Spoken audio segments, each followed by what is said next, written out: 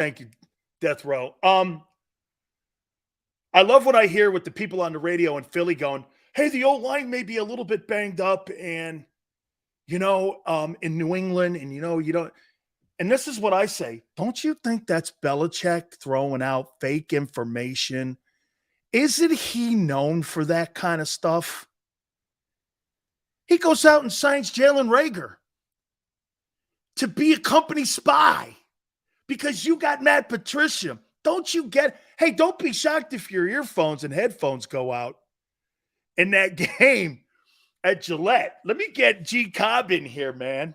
Hey, G. Cobb, we're not going to be shocked, right, Gary, if those sideline headgear all of a sudden start to go out a little bit here. Right? Hey, that's been known to happen up there a little bit, It's a little sportsmanship, They believe in that good old sportsmanship, where they're going to try to do something, to get you thinking and everything. But it's going to come down to where, I know they have been working on their offense, and they've been working on some things. And, of course, with Matt Patricia, they're probably going to change some things up so that he can't be over there yapping about, how exactly they do everything and some of the things, especially, with their defense and everything. So they're going to try to make some of those adjustments. But, you can't assume, though, that even if he says, hey, they always did it like this, they're going to change some of those things up because they know he's over there.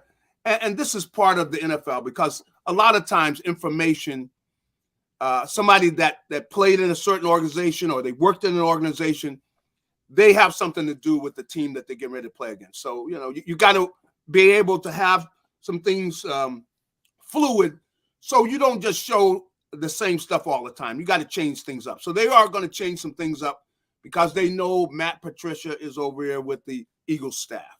Let me throw this at you here. Do you think the concern for the Eagles going into this game is not so much maybe their offense? It's more so much what they can do on defense because it was a top 10 unit last year.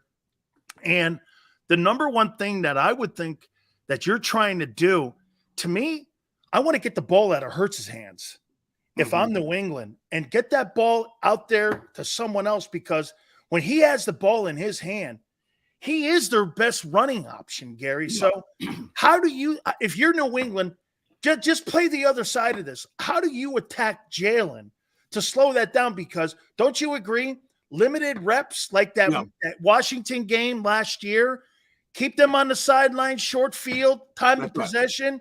Doesn't have to be an outstanding stat game, but that's kind of what kind of game they want, a fourth quarter game.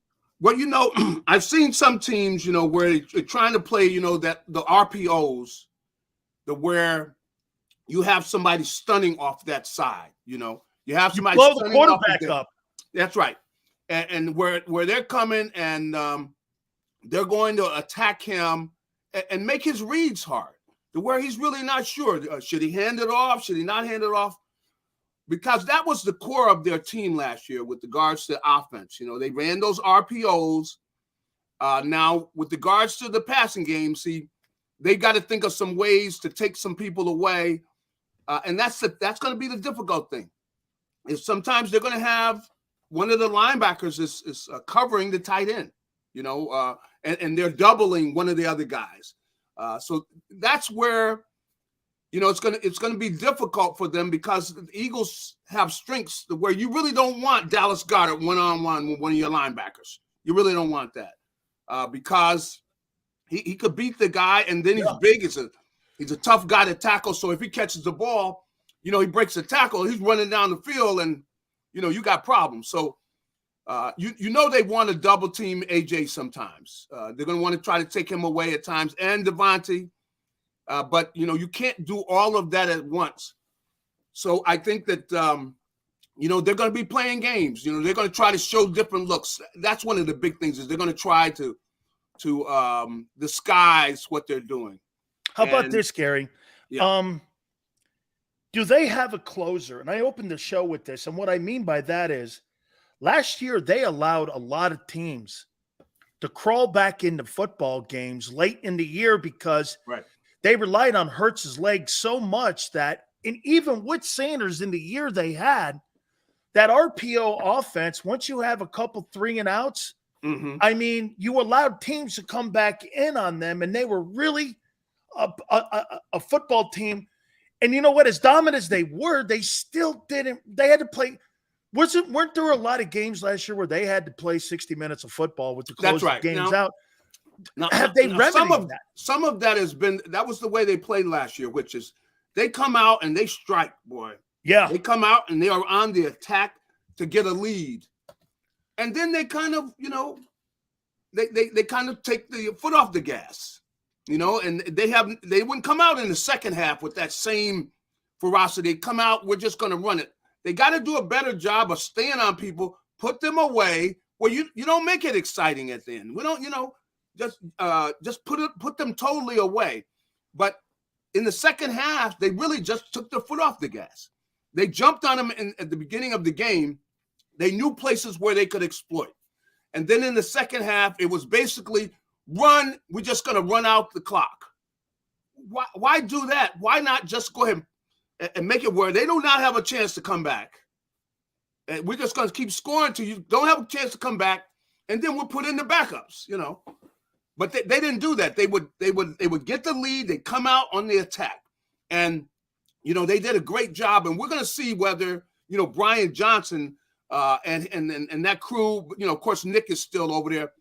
But they did a great job of saying, okay, we like this matchup or we like that matchup. They come out in the first quarter and they are going after it, meaning like they're trying to score immediately. They're throwing the ball downfield.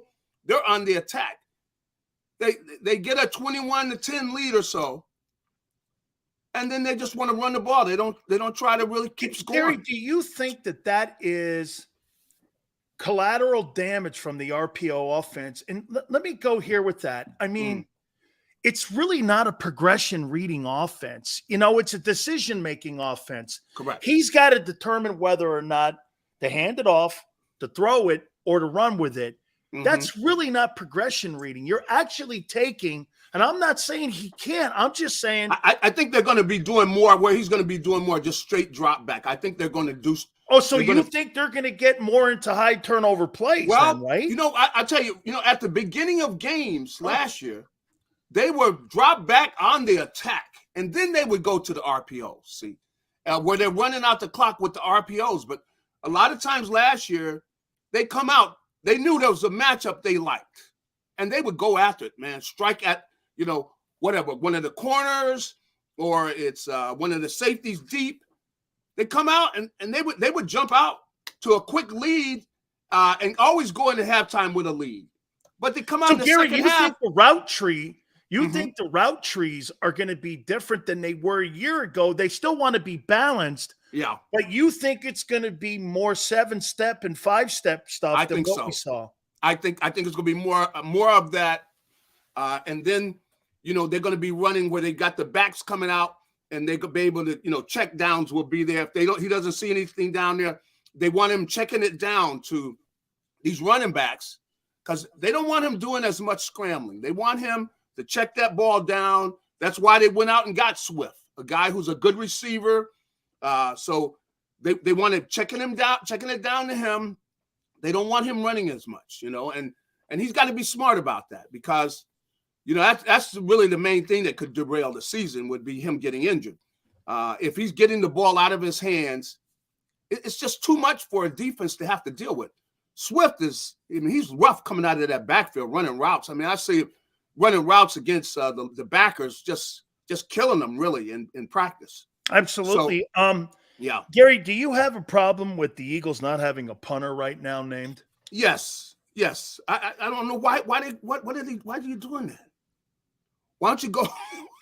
Especially with a defense. How about this? Yeah. I'm not going to say, with all the question mark, I'm going to say a lot of unknowns. Let's be fair there. There's so much unknowns that unit may be giving up a lot of yards and field position early. Wouldn't you want to have a competent guy back there that this leads me to believe they're going to bring Sipos back now because, they're almost forced to now bring this guy back here because it's Tuesday. That's right. does it? I mean, why don't they get take it. really a lot of effort into looking into special teams? Because New England's got a great unit. You know that, and if anything, that would be the way they if they were to, really make it a game against the Eagles and everything, they got to win special teams. Without a doubt, they got to win special teams. So, I mean, I don't know exactly what they're doing. Like, I'm going like, what are you doing? You got to have a punter, man. What you guys? I know you guys got an effective offense, but it's so effective you don't need a punter. Come on, look. So I don't understand it. I'm waiting, and maybe it's Tuesday. Maybe some trade. I know it's Tuesday, right? It's time. Come on. I don't know what the nonsense is with that. I really wasn't crazy about it when they said, okay, you didn't go sign another punter. You got him. You're putting him on the practice squad. What are you doing? I'm like, what's the helter skelter about this? Hey, I got a question for you here. Who's the Eagles' number one wide receiver heading into 2023? The number one, I still have to say it's AJ Brown. I still have to say him. Really? Yeah, I still would have to say because he does more. I mean, he's so great dominant. In the run game. I mean, he's just so dominant in that. If you see him out there, like you see him walking, I'm out looking at practice. He's walking by one of the linebackers, and I'm going like, look how much bigger he is than the linebacker. He's built like Micah Parsons. I mean, he is. That's right. That's the way he's built, and he's just so strong. And you see where he will not let anybody jam him. He doesn't. He come out with a forearm club on a guy. I mean. He's just a specimen, man. So that's why I still would have to go with him, even though, Devontae, I'm telling you, he, I think in certain ways, AJ has kind of made him better in that those 50-50 balls, now I see Jalen throwing 50-50 balls to Devontae. He's coming down with them. You know what? AJ comes down with those, He surprised me where... Yeah. He totally fights with this. Let me couple questions on defense now. Mm-hmm. Last year, this as well as anybody. When you have 70 sacks, you don't have to bring a lot of blitzes because you're getting home with your front seven. That's right. Why would I put my corners on an island? With all the question marks that we have going in, do you think the side is going to bring more? Last year, there were 9% blitzes, and they, like I said, didn't have to blitz that much because of the front seven getting home. Do you look at the side being more exotic with the front and with the safeties and maybe bringing more pressure? Or do you think they still sit back in that umbrella defense? Well, I think in different ways. I've heard Nick talking. We've been over there. We're talking to Nick. I think he basically gives it away in that he doesn't want them blitzing too much because he's an offensive mind. He wants them to keep stuff in front of him. He figures they can outscore teams. So I think last year that Nick was the one. I mean, ultimately he's the one calling the shots, and I think he wants a defense that is going to take away the deep ball. He does not want big plays down the field, and he figures if they can limit those, they'll outscore the other team. But that's coming from Nick. And I think Nick has got of course, he's the boss. And I don't think he's going to let him be too aggressive. But, who knows? I mean, maybe it would change, but I hear Nick talking and I know he's the one is the reason for this. See, he doesn't have a problem with a defense that is going to take away the big play. He doesn't want to give up big plays. He'd rather a team march down the field and score, but he doesn't want the big plays because he's looked at the numbers. Because he talks about this during numerous his press conferences about looking at the big plays. If they take away the big plays, a team only scores a certain number of points. And he's got this formula, and I think that they're going to try to stop the other team from making big plays while they try to make their own big plays. See. And I think he's got this formula where he figures if we make a certain number of big plays and they don't, we are got however many percentage that we are going to win this game. That's Nick's formula. Because I think he looks at New England's offense and says, I don't think that team could go on a 14-play drive against us Mhm. and they're going to turn the ball somewhere over. That's right. As long as we're not giving up crappy field position. That's right. And That they end up team's kicking not gonna field beat goals, you know.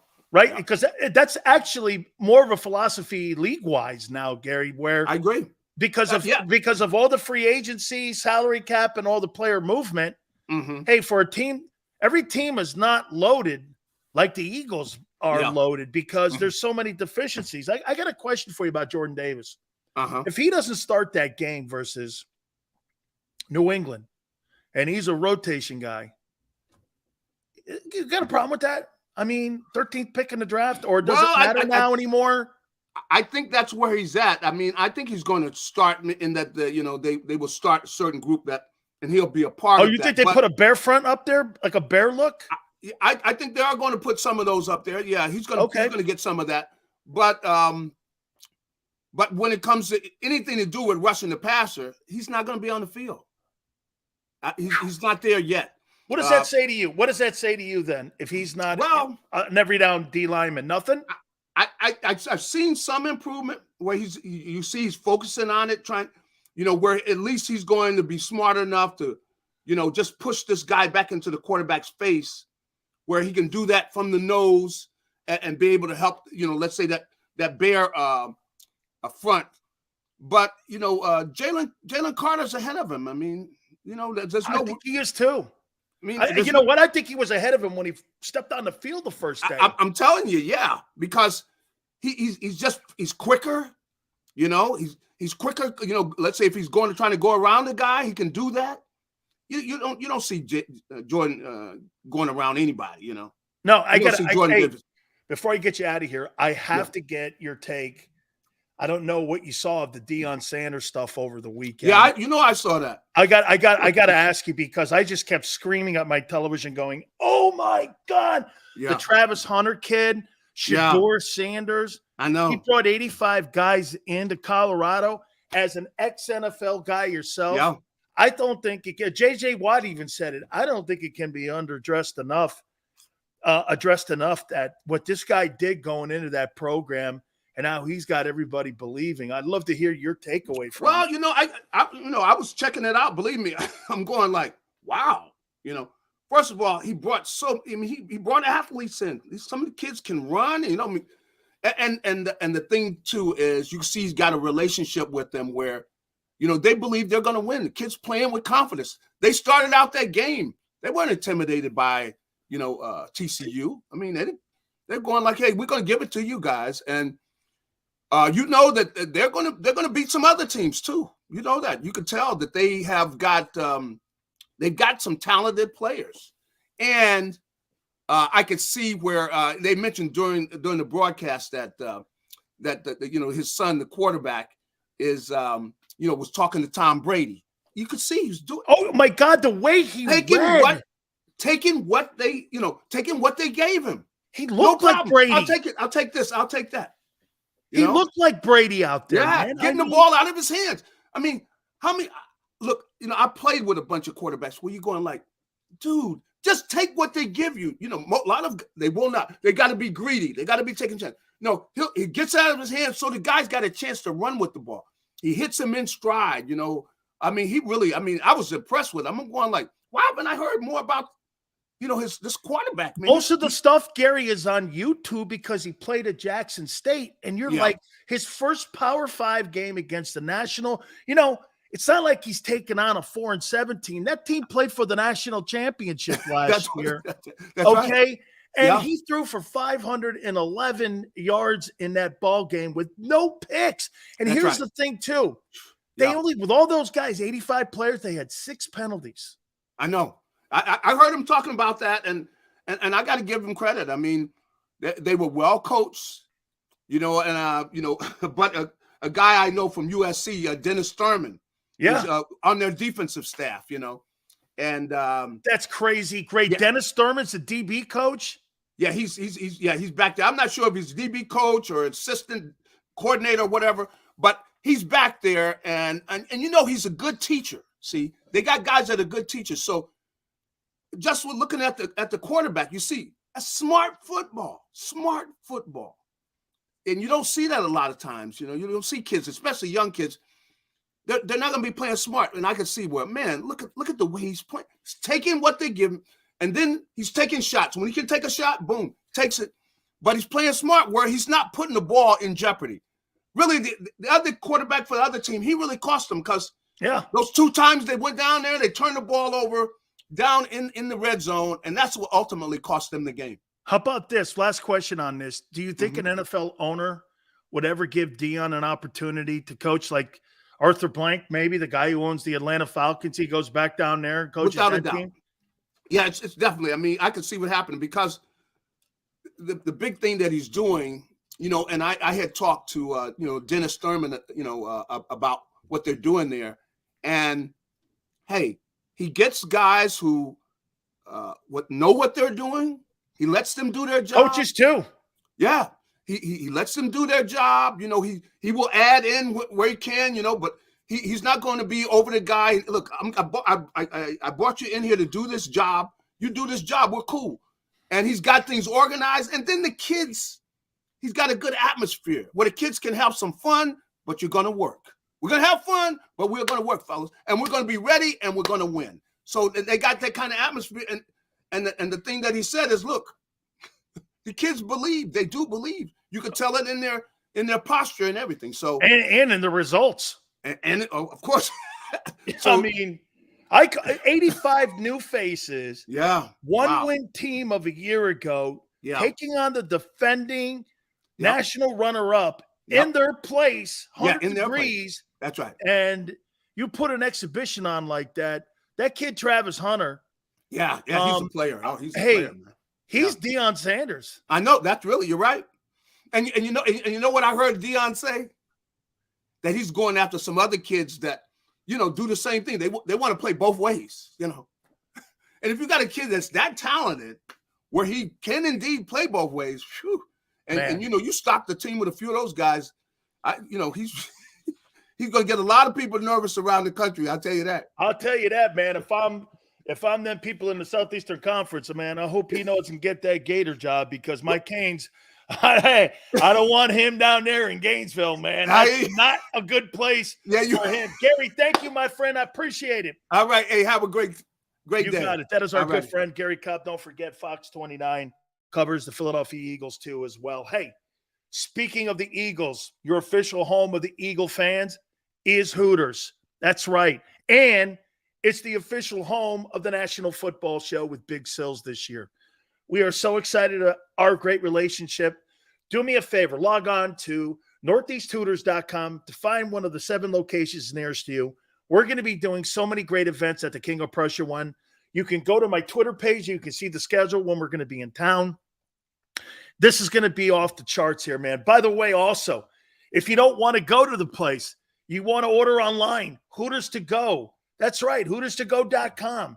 Make it simple for you to get some of the best food possible. This is the 40th anniversary of Hooters, and we've been involved with them pretty much each and every single year. When Ed Drosky started the place in Clearwater, Florida, we were right there with them. I have actually one of the original stools that I'm going to give, stools that you sit on, that we're going to be giving Phil in the ownership of the Hooters and King of Prussia one. It was one of the original stools that they had at the location at Clearwater. I posted it a couple times. Hey, you can experience some of the great specials too. Buy 10 wings, get 10 boneless free. Wing Wednesdays, 1983. That's the year the place was founded. So 40th anniversary. Do me a favor, northeasthooters.com. Find one of the 7 locations nearest you. Don't forget, we're going to be at the King of Prussia Hooters all year long. And when you go into any one of the Hooters, you make sure you tell them Big Sill sent you.